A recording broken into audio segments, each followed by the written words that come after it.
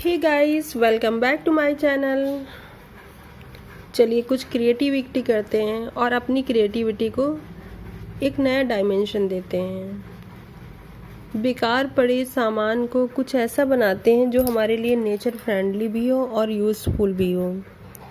जैसा कि आप देख रहे हैं ये पॉट को, ये एक सैंपल है जिनको मैंने DIYs किया है। वैसे DIYs मेरे लिए एक रिलैक्स का वर्क होता है। इन पॉट में मैंने फैब्रिक कलर किए हैं जो इको फ्रेंडली होते हैं और पानी पड़ने में ख़राब भी नहीं होते हैं। अगर आपको लगता है कि आप क्रिएटिव नहीं हैं तो कुछ आइडियाज़ लीजिए, आप भी DIY करिए। और जब आप थोड़ा सा DIY करोगे तो आपको न्यू आइडियाज़ आएंगे।